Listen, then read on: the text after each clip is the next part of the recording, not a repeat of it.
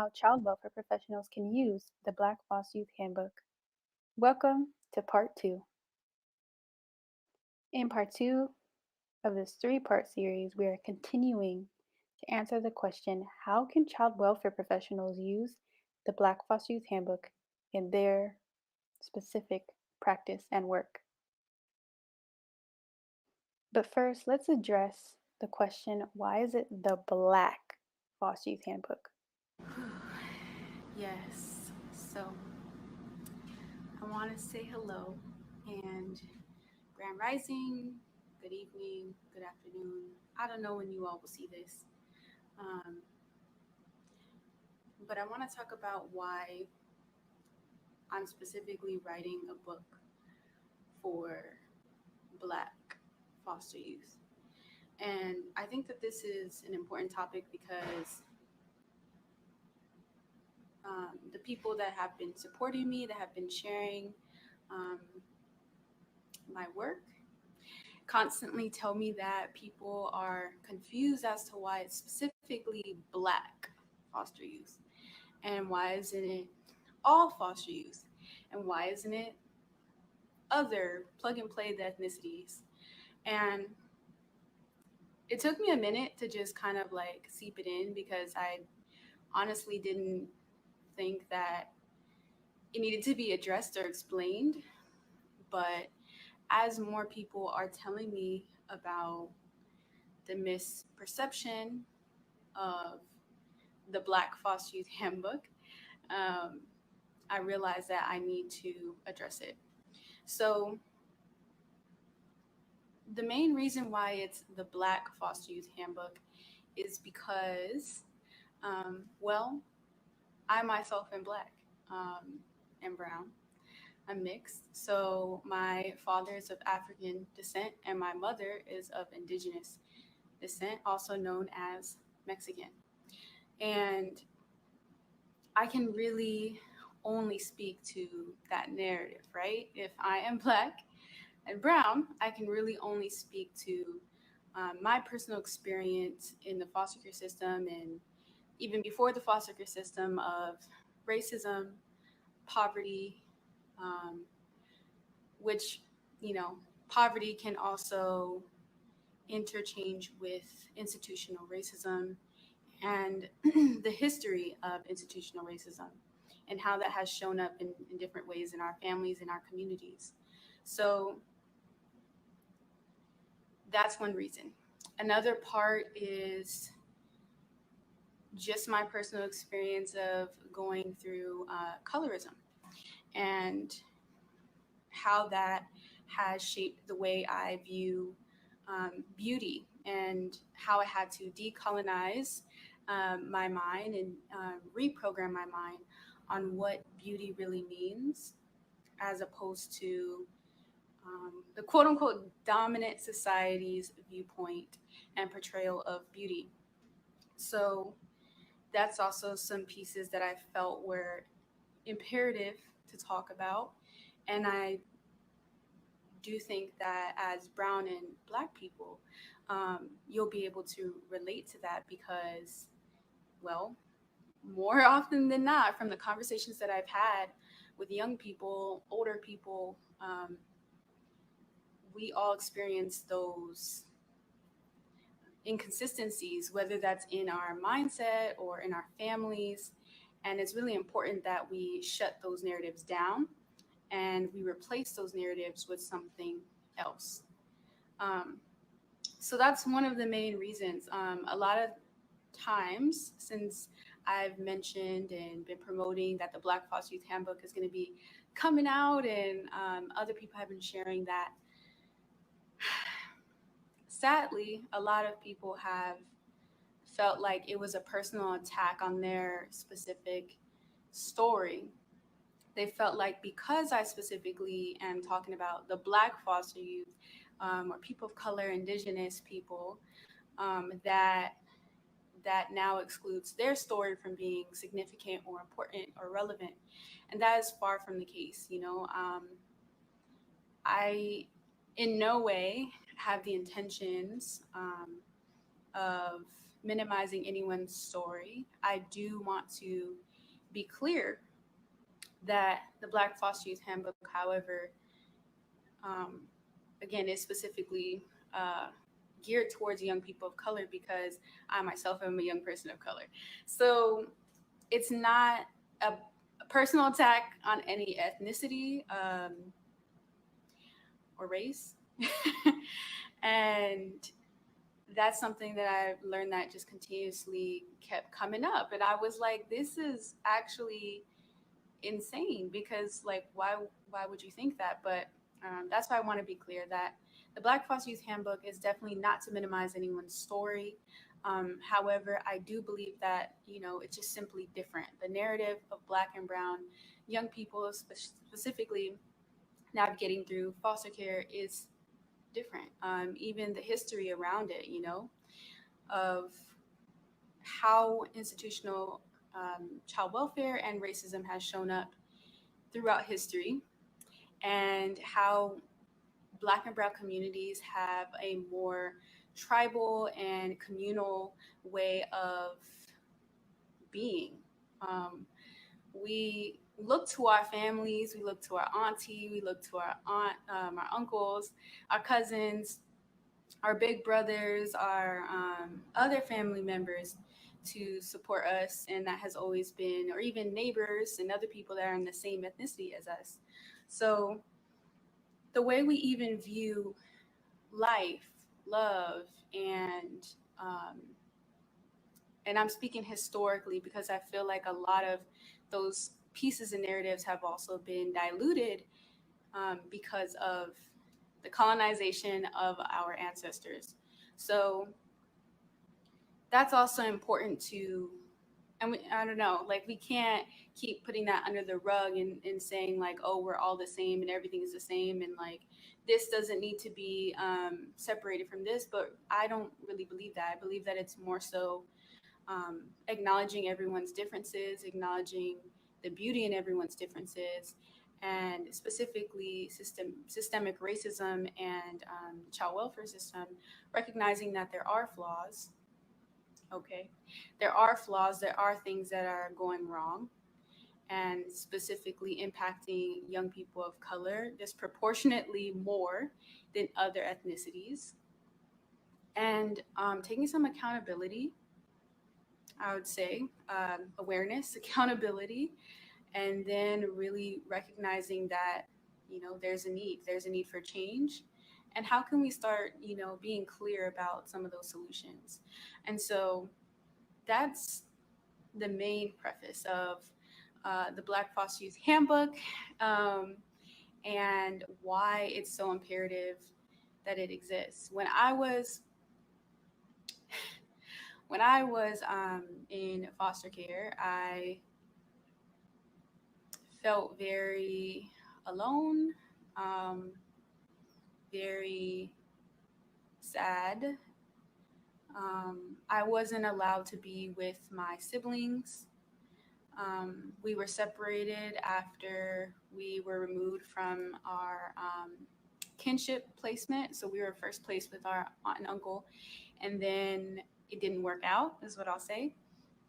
And so, unfortunately, we had to be separated, and we were separated by gender, um, which I do talk about in the book more in depth. But that whole piece really was difficult for me because it then, you have to, well, if you're a person that, when you were younger, you had to step up to the plate and be almost like a mother figure to your siblings, then I think that it just completely reshapes the way you see one, the world, but your role in other people's lives.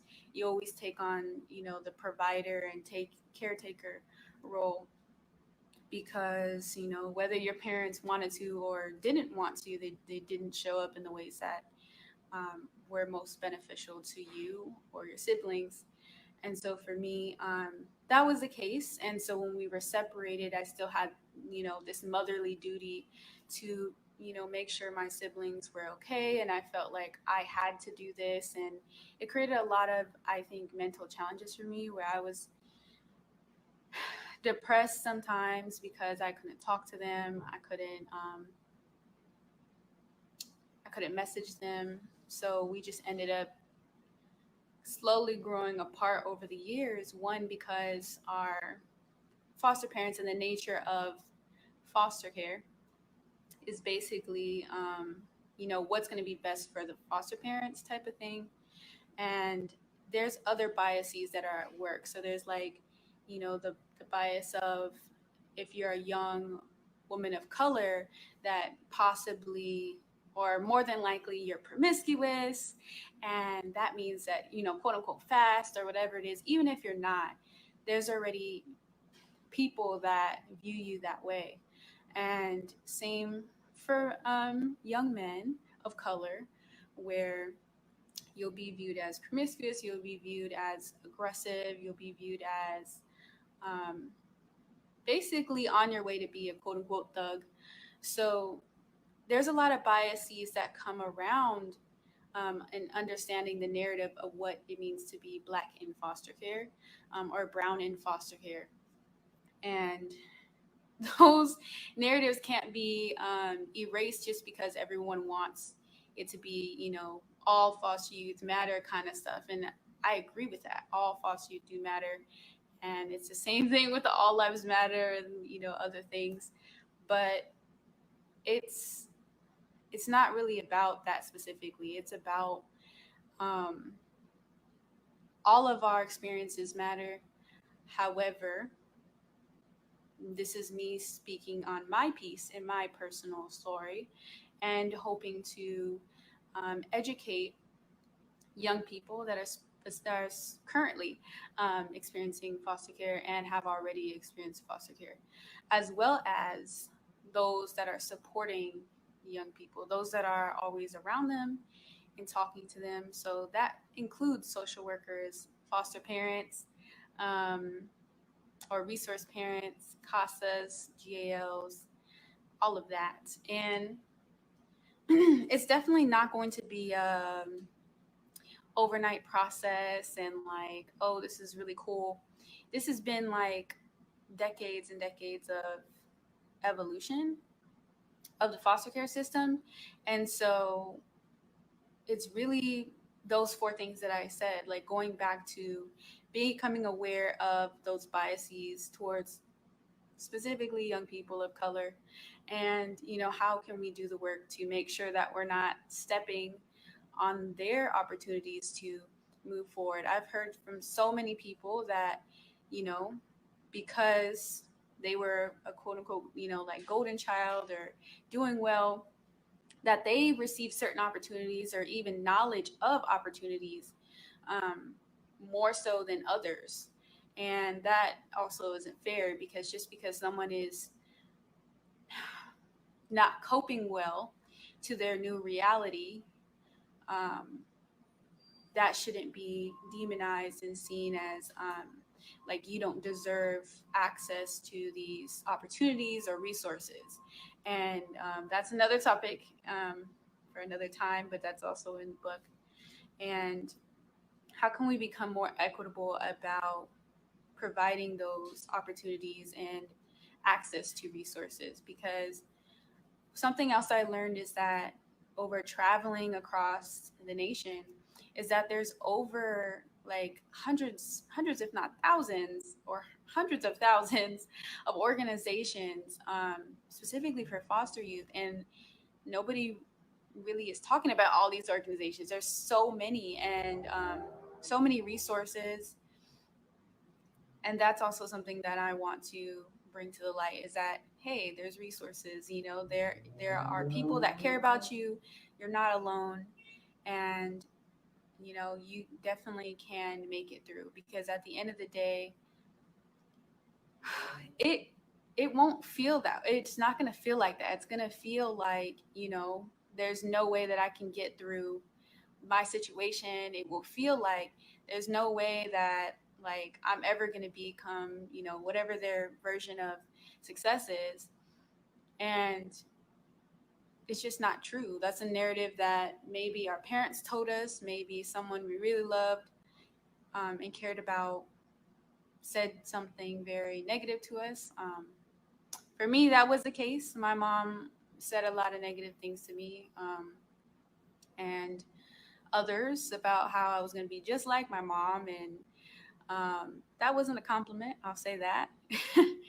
And just, I don't know, it was a lot of really dark times. And I feel like not a lot of people were ready to um, open their mind to a possibility that I wasn't going to be my mom, I wasn't going to be my dad, I wasn't going to be anybody but myself, and I was going to overcome the things that a lot of people just, I guess, didn't see past.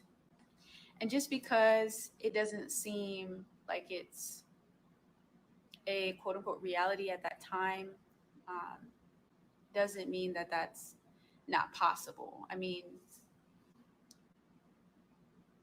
things always change, and it doesn't happen in the ways sometimes that you think it would. Like, for instance, for me, you would think because XYZ situations happen, plus foster care, um, that I wouldn't be here today and I wouldn't be living and leading the life that I live now.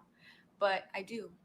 And um, some days aren't easy, but I still find the motivation and the courage to continue on. And that's something that is not necessarily with you at first, but it can be grown. So, um, I do want to provide some encouragement to everyone that has been sharing and supporting me. I just want to say thank you so much. With the Black Foster Youth Handbook and understanding that it's really just about my specific lessons. And as a person of color, that's really my narrative. That will really help with making sure that the book is able to get in the hands of young people in foster care and organizations, so that way more young people can understand, that one, it's possible, and how to actually successfully age out of foster care. Because right now the statistics are very, very low for young people in foster care, um, success wise, college wise, or any secondary education. um, Thank you, Alan Stamps. And for the most part, I think that I really want to reach as many people that I can, because I feel like I didn't go through these situations and they didn't go through these situations. And whoever went through, foster care or childhood trauma on this, um, you didn't go through it for no reason. And it's important to understand that part, because if you just believe that all this is happening for no reason, and why me, and blah blah, and you really believe that, then you're gonna end up depressed for the rest of your life. I've met so many people that they subscribe to the why me narrative, and they're 50, 60, 70 years old, and it's still, I never made it because, you know, I this and this happened to me. And they never transition out of that narrative. They just stayed there. And now they're 60 and 70 with a list of woulda, shoulda, couldas, and no no big plan. There's dreams, big dreams, but no plan to achieve those dreams. So you don't want to do that. We want to have young people be confident and prepared to take on life, and not fall into homelessness and fall into poverty, fall into domestic violence, or um, dealing with a lot of things that I know that I did and others have, that have experienced foster care. I definitely, again, just want to say thank you to everyone that has been sharing and supporting, and those that helped me reach my first financial goal, to even get started on the book. And um, I'm really looking to help as many young people as I can, um, that are in foster care, and uplift the others that are doing this work and has been doing this work since before I even existed. And I just want to shout out all the CASAs, all the social workers.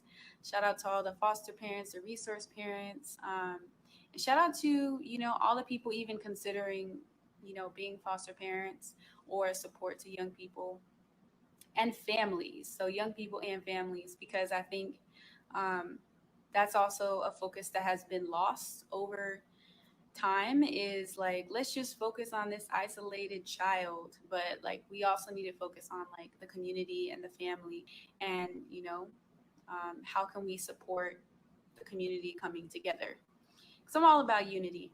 So having said that, I just want to say thanks, and I hope you all are having an amazing rising, afternoon, evening, wherever you're tuning in from, and peace. Thank you for your support. Next up will be Mrs. Cordelia Cranshaw, who is a foster alumni advocate, former top 10 at Miss USA, representing Washington, D.C., founder of ARC, and recently licensed clinical social worker. Hello, everyone. I am Cordelia Cranshaw. I am a licensed clinical social worker and foster systems advocate and founder and CEO of Acts of Random Kindness. I am doing a video about the Black Foster Youth Handbook that is written by one of my good friends, Angela Banks. And I just want to share a little bit about, my experience with the book, why I decided to purchase this book, and most importantly, the importance of why professionals and foster youth should purchase this and have this on their bookshelf. Um, so in this book, she talks about the lessons that she learned being in the system, experiencing the system, and most importantly, healing from the system. And the reason why I value this handbook so much is because of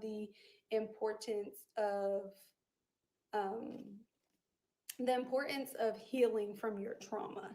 It is so important to heal from your trauma in order to become a thriver. I myself have created a 7-step process for youth who have experienced the foster care system to become thrivers in their lives. So often we see youth that I work with, that you may work with, or you may be even a youth dealing with this yourself, that you're in survivor mode. You're constantly focusing on the day to day because your situation is inconsistent. And it is so valuable for us as professionals to promote well being, wellness, mental health, and for our youth to become thrivers. And this handbook will allow you to one, relate to someone who has went through your experiences. If you're a professional, become knowledgeable of what it is like to actually experience the foster care system, and then to hear from someone about their real life experiences and how you can help those that you're working with. We know that there are over 500,000 youth who are in the foster care system.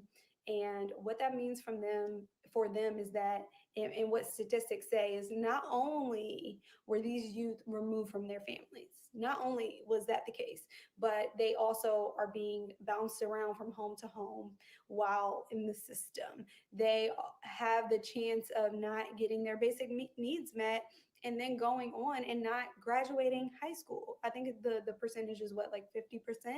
And then they don't have the opportunity to get a higher education, meaning college, 4-year college, associate's degree, master's degree.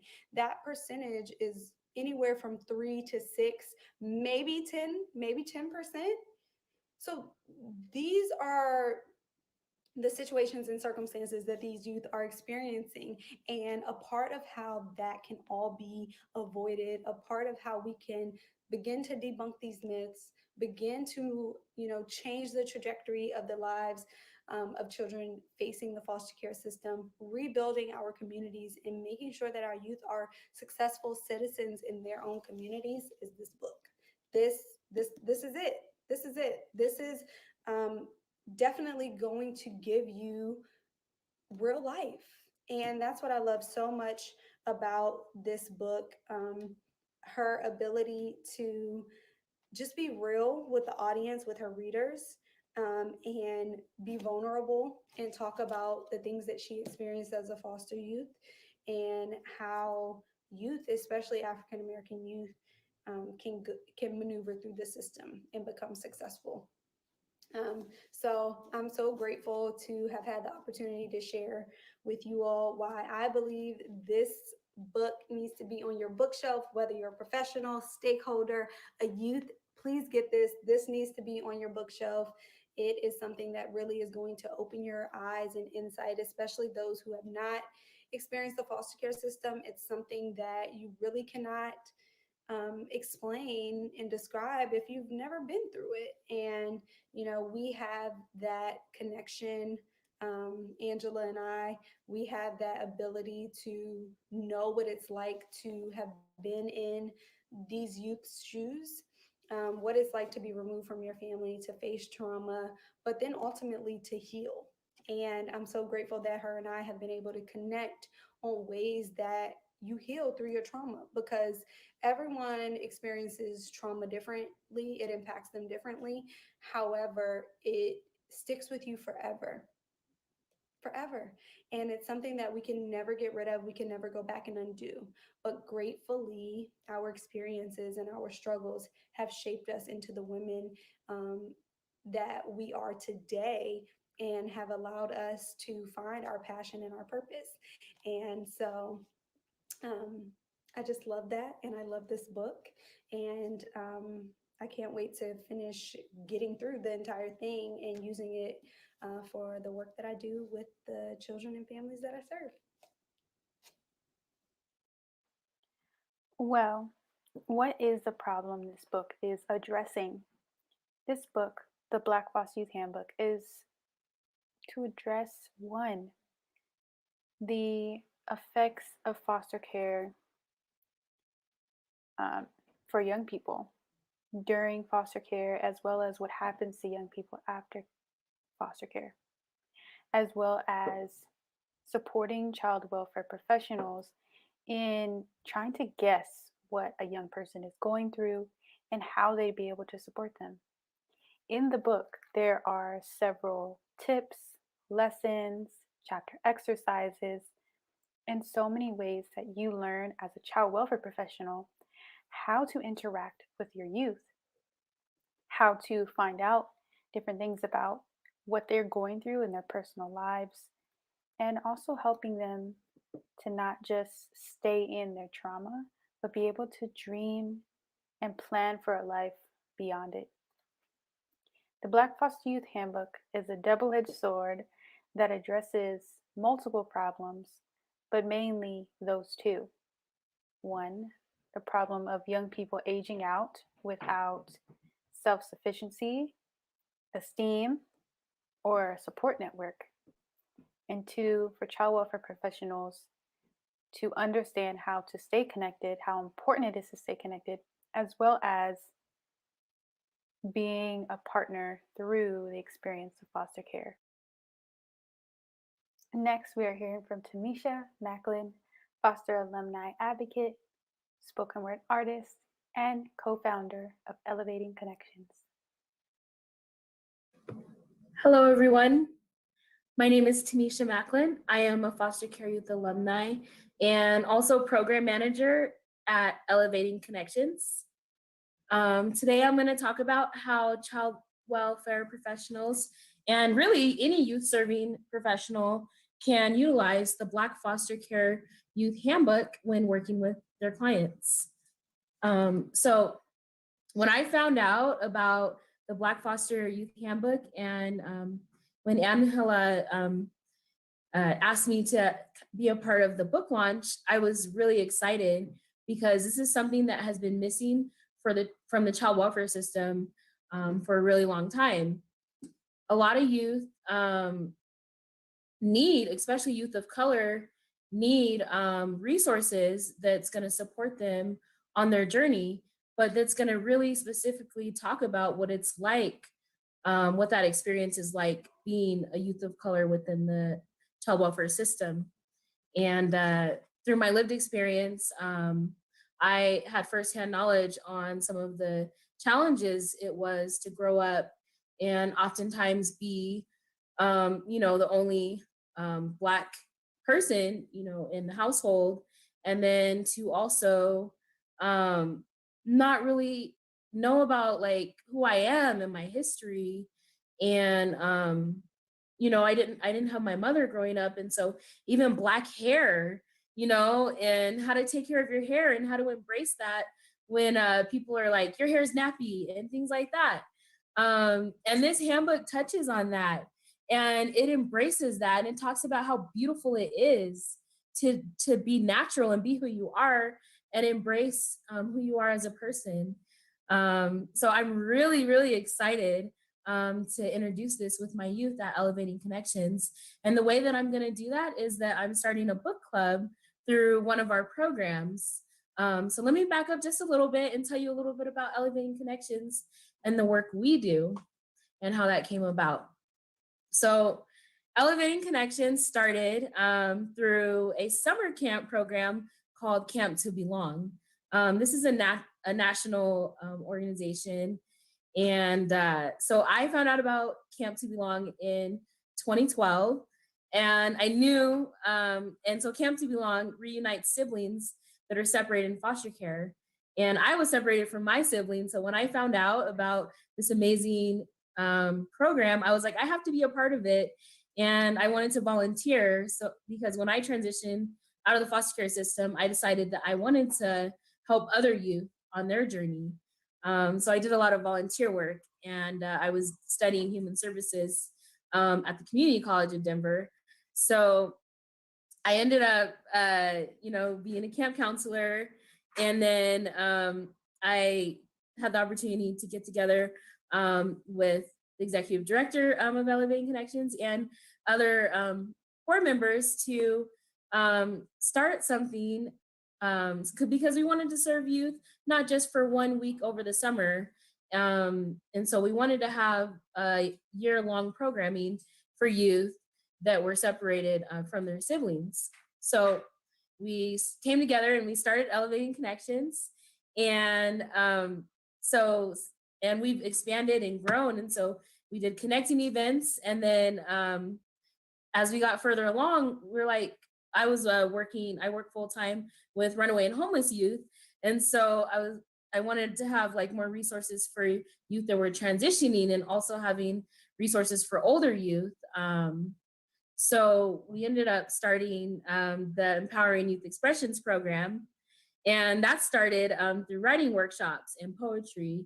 And so through the Empowering Youth Expressions program, we're able to expand and teach youth how to advocate and have creative ways of sharing their story and expressing themselves through art, poetry, music, and even comedy, which is really amazing. So after finding out about the Black Foster Care Youth Handbook, I was like, I want to start a book club in the new year for 2021. So we're going to be starting the book club on MLK Day next Monday. Can't wait. And the reason why I like this resource is because it's very hands-on, where you have time for self-reflection, and it's a workbook. So each week that we meet for the club, we're going to be able to it's going to be in a group setting, but it's going to be virtual. And we might try to do some small groups with it. And I'm really excited because it's virtual, I'm able to work with youth all across the state in each county. And so right now we have over 5 counties involved in this book club. So that's really exciting. And like I said, youth serving professionals can use this. There's different sections in here. There's poetry in here. There's resources. It talks about rights, policy and legislation, healthy relationships. And there's just so many different lessons. And it's really about empowering our youth and letting them know that it's okay to be your true self and set goals for yourself and really focus on becoming your best self. So I'm really excited to be on this journey with my youth. I'm really thankful that I had the experience, and I'm proud of Angela for all the amazing work that she's doing for foster care youth. This is life changing, and anybody that's working with transition age youth populations and youth that are still in the child welfare system can use this resource. It's needed, and the time is now. And so I've been able to share this within the Colorado Youth Leadership Network across the state for different organizations to learn more about it and to learn more how they can utilize this when they're serving their clients. So definitely, if you have not got a copy, get yourself a copy and get your youth a copy of this amazing tool. Thank you all. Happy New Year. In honor of Black History Month, I'm going to read Lesson 6 on page 69 from the Black Foster Youth Handbook. Lesson 6. Black history is still relevant today. For as long as I am Black, I am historic. I do not need a month. I exist for a lifetime. Carl Burrow. Well, there is so much to know and so little space on paper. This is something that I can dive into all day, but alas, I will keep it short. Many people think that Black history is no longer relevant because it has already passed. However, the past teaches us so much about the future if we take time to understand it. Much can be learned by examining the different perspectives and taking the time to grasp the lessons it can teach us. For instance, let's take the word Black. The word Black is often a way we as people of color describe ourselves. This concept gets misconstrued, and I have noticed that the lack of information around this word and its internalized perception can create identity issues within our communities. Many people struggle between using African American, Indigenous, or Black when referring to people in relation to the African diaspora, among others, and I only wish to empower you to dive deeper into the concepts I will touch on in this lesson. Throughout history, the word Black has been used to describe a certain genotype of human beings that have evolved over time. From Moor to the N word to colored to Negro to Afro American, and of late, the interchanging of the words Black and African American. Black was used for primarily two reasons after the enslavement of people of African descent and indigenous origins. One, to separate the ones who would receive societal privileges from those deemed ineligible. And two, to erase the true tribal and cultural history of our enslaved ancestors. Notice that I use the word enslaved as opposed to slaves. What's the difference? One is a descriptor and the other is an identity. Our ancestors were not slaves. They were human beings that were stolen from their native land and or, for our indigenous brothers and sisters, had their land stolen from them. The term Black is still serving these purposes today, whether or not we would like to acknowledge these facts. It has become an umbrella term to describe people with certain genotypes, phenotypes, mannerisms, and even levels of class that do not have access to certain basic human rights, known in today's society as privileges. At one point, it was a privilege to be considered human, to be treated with respect and dignity. It was a privilege for your life as a person of color to be honored and considered valuable, past slave owners' monetary compensation for it. How do you think that affected our people from generation to generation? And this is an excerpt from page 74. Black history is every single day, 365 days a year. Let us increase our celebration in February, but let it only be that, an increase, not a substitute. Why should our search and celebration of history only be minimized to 1 month? I am a phenomenal woman of color every single day, and so are you. A phenomenal man, woman, or person of color that was birthed from pure greatness, beauty, and a warrior mentality. We are our ancestors each and every day. We must walk in the alignment every month, every week, every day, every hour, every minute, and every second that we proclaim to be alive and well. It is our birthright. It is our duty. We are creating history with each and every moment. Now, what history will you create? What history have you already created for yourself, your future generations, and melanated people all around? I'm not speaking to those that don't care about all our ancestors endured for us to be here, or to those who disregard our ancestors' struggle as something they somehow deserved. I'm speaking to the ones who honored literal blood, sweat, tears, and sacrifice to make it alive, and one day for someone down the line to birth you. Think about that.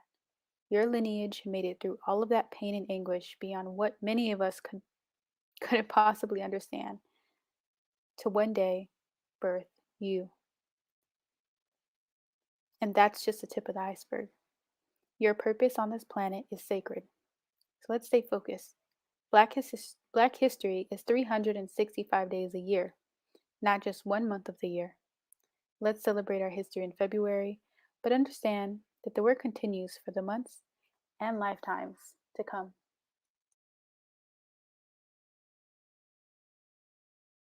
Next, we will be hearing from Emilio Swann, detailing how Handbook could have changed his trajectory of aging out of foster care. Check out that Black Foster Success Matters t shirt. Emilio Swann is a Foster alumni, internationally recognized music artist, motivational speaker, and entrepreneur. What's up, everybody? It's your boy Emilio Swann, aka Saucy. And before I get into it, I just want to give a huge thanks to Angela for giving me and blessing me with the opportunity to be in her event. So I entered the system at the age of 5 in Sin City, Las Vegas, Nevada, along with my older brother and my younger sister. We got adopted when I turned 10, but ultimately the adoption failed and I entered back into the system at the age of 14. I was sadly separated from my sister and my brother, and I aged out of the system at the age of 18. I went through around 17 different homes, both good and bad, but all big parts of my foster journey. As I headed down my adulthood path, I started turning my passions into my careers. For instance, to my right, you got my customized Air Forces, and to my left, you got my music, which I'll be sharing a piece later off my first album. If I had a handbook while I was still in the system that told me, one, I'm not the only person going through what I'm going through, two, that if this person made it out, maybe I have a chance of making it out myself, and three, answering a lot of the questions that I had while I was in care, I would have transitioned into adulthood so much smoothly. Most of my foster care journey was just driving around blindly. I didn't know where I was going and I didn't know how to get there. But imagine having a handbook that laid out a map before your eyes, that showed you the best routes and the safest way to get there. That's what a handbook like this would have done for me. Not only that, but it's written by someone that's been on a similar path as myself. I would rather take advice from someone who's maneuvering the same obstacles that I am versus someone who's never driven at all. Once again, I just want to give Angela a big thanks for giving me the opportunity to be a part of her event, as well as sharing one of my songs. And the song is called Back to the Days, part of my first album called Shining. And with that being said, let's give it a listen. Yeah, yeah. Let's get it. Saucy. Let me take y'all back to the days when I was back in 9th grade. I was chilling, evil villain, all the hell that I raised, and all the females were crazed, cause they were all after me. Like, who is that? Who is him? What is his name? I was that fly boy, fly kicks, hiding from my side chicks. Spend a little money, but I spend it all on my bill. Ladies, always acting crazy. Mad cause I don't claim I'm saying, do you love me? Maybe.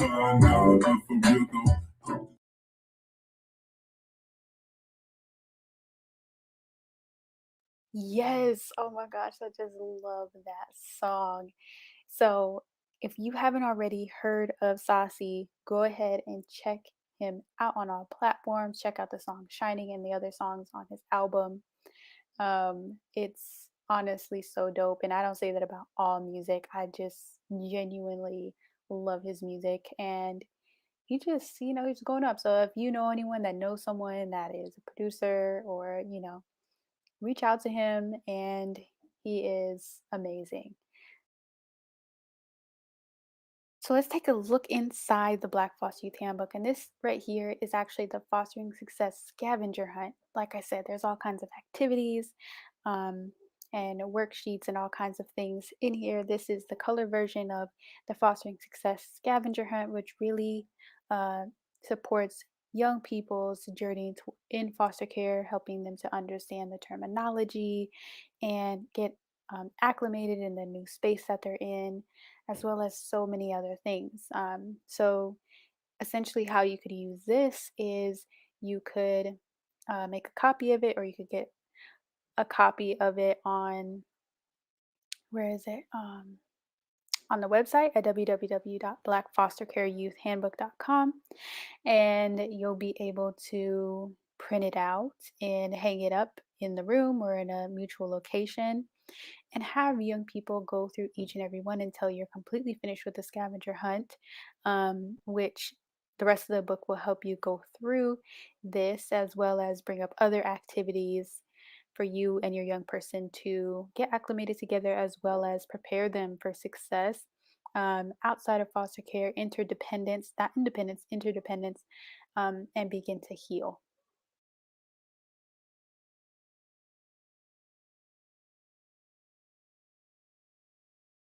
Our next and final speaker is Kayla Morgan. She is a foster alumni, Black and Brown mental health advocate. She is an author, a trauma informed yogi, and founder of Resilient Roots. Hi, my name is Kayla Morgan, and I am a foster care alumni, a foster care advocate for youth in care and families who are in the child welfare system. I'm also the owner of Resilient Roots Wellness that can be found on resilient.roots.wellness on Facebook and Instagram. And our website's www.resilientrootsgr.com. I'm so thankful to be able to come here in this space and talk about the Black Foster Youth Handbook. This book is something that I could have used in care. When I was in care, there was no trauma-informed practice for youth in care who'd experienced trauma. The narrative around my case was very negative. I was over-sexualized, like most youth of color in care. I like to tell people that my story is very much one of falling through the cracks. I feel like my rights as a foster youth were violated multiple times, and I did not have the knowledge or the empowerment to speak up on those rights or enforce those rights. So, for professionals in the welfare system who are walking alongside youth right now who are traumatized from being removed from their families for whatever reason, can use the Black Foster Youth Handbook to get on the same page, to really create equity and understanding of the system. This is a tangible tool that can help professionals engage with youth on their level. This book is interactive. I love the writing portions and the scavenger hunt. It really is a tool to build relationships so that the experience in foster care for the worker who may be experiencing secondary trauma from exposure to multiple cases, and the youth who is experiencing a whole new life, right? Their life will never be the same after experiencing foster care. I hope this becomes a norm or a practice that is embedded in all the systems of care. Everyone should be reading this book. If you're a foster parent, if you're a foster worker, if you're a judge, if you are a lawyer, you should be reading this book so that you can better serve the populations in your organization. So thank you, Angelia, for writing this book for youth, for being in the place and creating the space and giving back. I appreciate you so much. Thank you. Thank you so much for joining us. Thank you for all of our speakers. Be on the lookout for the Black Foster Youth Workbook coming soon, more information coming soon, and I hope you're enjoying your Black History Month, your day, and we will see you soon. Peace.